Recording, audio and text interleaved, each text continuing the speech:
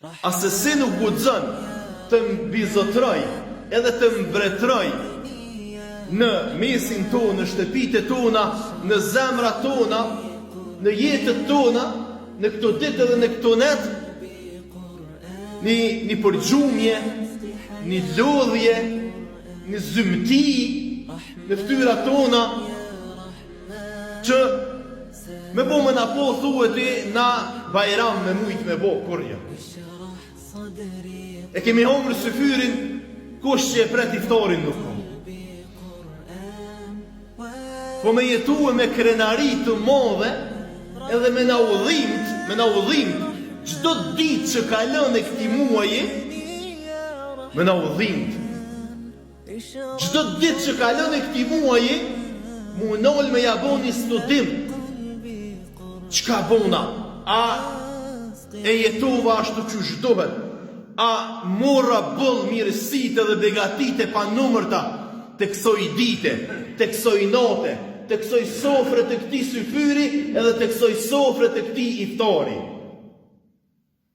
Me ndrru personalitetet tona, ashtu qysh është edhe qëllimi, fshehtësia, urtësia, ëmbëlsia e Ramazanit është me ndrru personalitetin e njeriut. Komplet.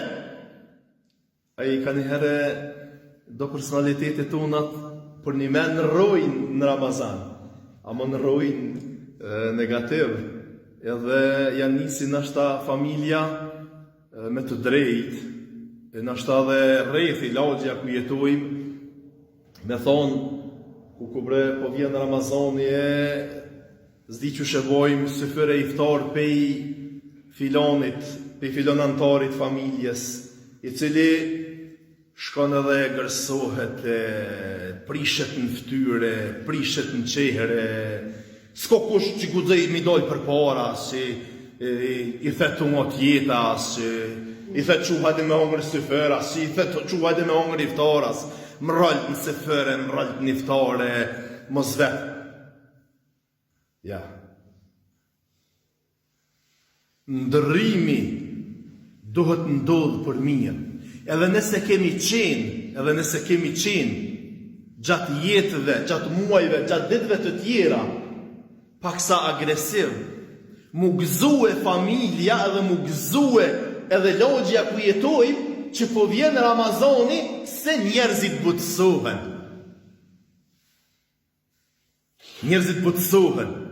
Njerëzit ndrojnë personalitetin. Bohën të butë, bohën të mirë, bohën të shetë, qetësohen.